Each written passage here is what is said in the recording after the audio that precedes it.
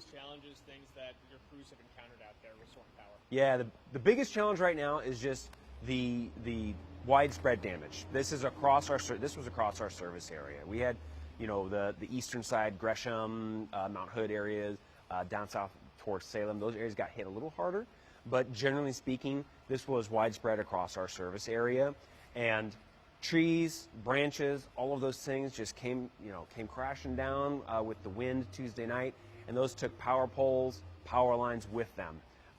And since we're talking about power lines coming down, I'll do a quick safety note. We've talked about this a lot. I'm sure you guys have heard it already, but if you see a power line on the ground, treat it as if it's live. Don't go near it. Stay away. Don't use something like a stick or a branch to move that thing. Stay away, call 911, and then call PGE so we can take care of it.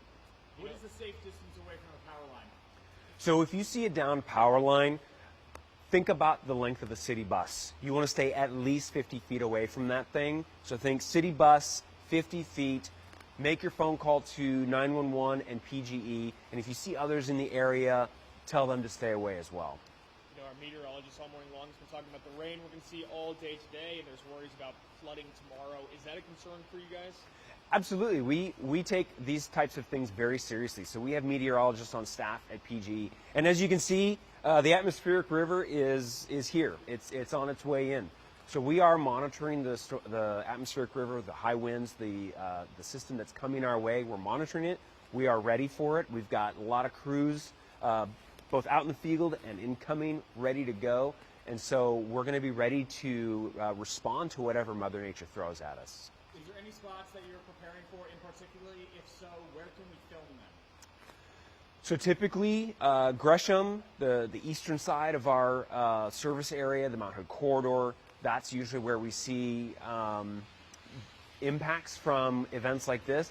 But weather forecasting only gets us so far. So it's like we saw Tuesday night, it was across the entire service area. And so it's hard to say where we're going to see more impacts this afternoon and this evening. Let me rephrase the question. Is there any spot that you guys are like kind of gearing up and like prepping all your people for, where it's like not necessarily where you expect the most damage to be, but more like, hey, this is a staging area where we can all kind of go and meet up? Sure, that's good. Okay.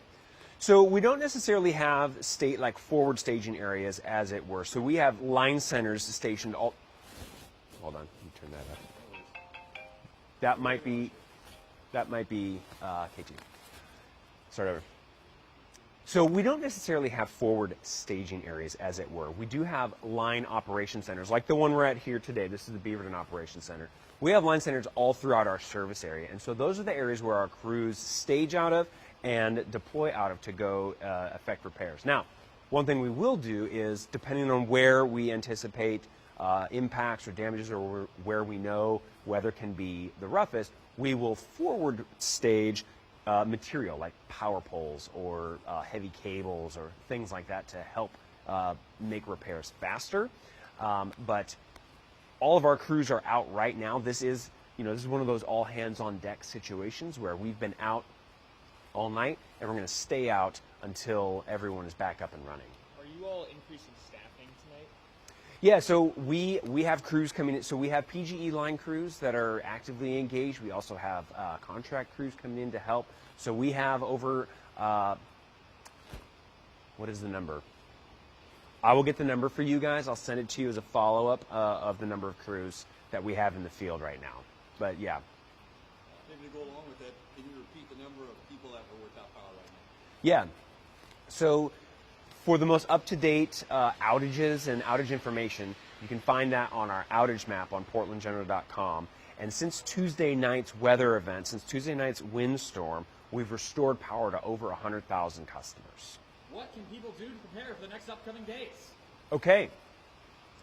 So when you think about preparing for weather events like we saw Tuesday and we're seeing today, there are three things that PGE recommends customers do. So as we think about going further into winter. So the first thing is to have a plan. So what's your outage plan? So when the power goes out, what are you going to do? The second thing is an outage kit, and that should include things like food, water, medicine, flashlights, batteries. We have a whole list that we recommend on portlandgeneral.com. So we highly recommend customers, your viewers, take some time to have an outage kit.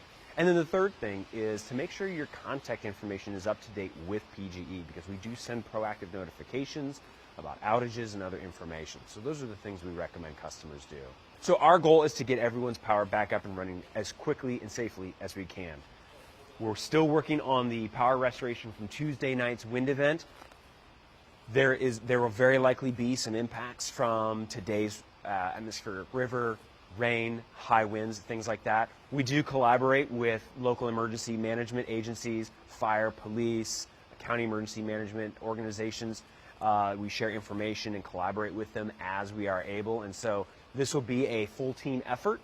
PGE's, we're doing our part to get the power back up and running, and we have other agencies that work on all sorts of other things to take care of our community.